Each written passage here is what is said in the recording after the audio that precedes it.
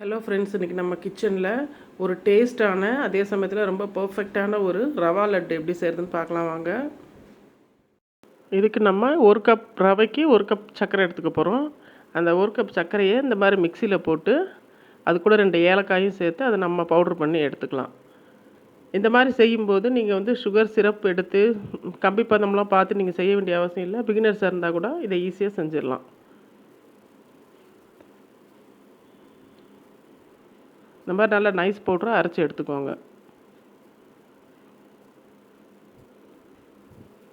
இப்போ ஒரு பேன் எடுத்துக்கோங்க. அதில் 2 டேபிள் ஸ்பூன் நெய் ஊற்றிக்கலாம்.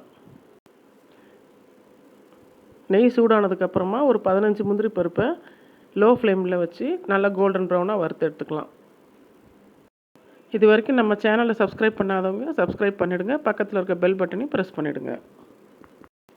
இப்போ முந்திரி பருப்பு கோல்டன் ப்ரௌன் ஆனதுக்கப்புறமா ஒரு 10 திராட்சையை அதில் சேர்த்துடலாம்.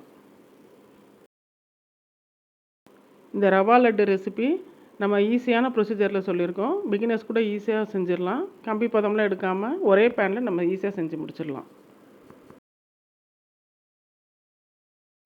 இப்போ கோல்டன் ப்ரௌனாக வறுப்பட்டுருச்சு.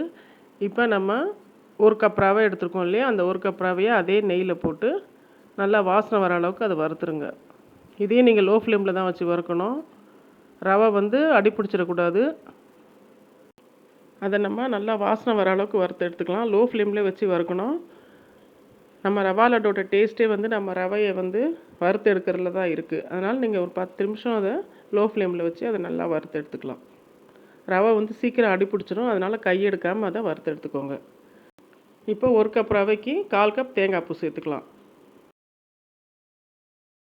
இந்த தேங்காய் பூவை போட்டதுக்கப்புறமா ரவையோடு சேர்த்து 2 நிமிஷம் நீங்கள் அதை வறுத்து எடுக்கணும். அதே சமயம் ரவையோட கலரும் மாறக்கூடாது. இந்த ரவையை நம்ம பொறுமையாக வறுத்து எடுத்தாலே போதும். லட்டு ரொம்ப டேஸ்ட்டாக வரும்.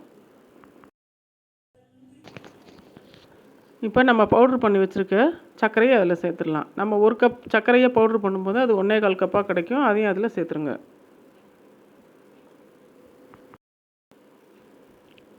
இப்போ இந்த சர்க்கரை வந்து ரவையோடு சேரும்போது கொஞ்சம் இலக்கம் கொடுக்கும். இதில் நம்ம ஏற்கனவே தேங்காய் பூ சேர்த்துருக்கோம்.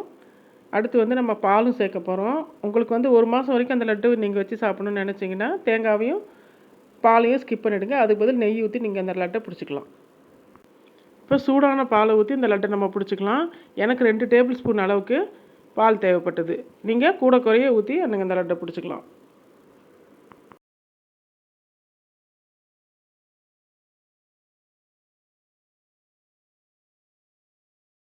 இப்போ அந்த ரவையை எல்லாத்தோட ஒன்றுக்கு ஒன்றா மிக்ஸ் பண்ணிட்டோம். இப்போ இந்த ஸ்டேஜில் 1 டீஸ்பூன் நெய் ஊற்றிக்கலாம். இந்த மாதிரி கடைசியில் ஊற்றும்போது லட்டு வந்து ரொம்ப வாசனையாக இருக்கும்.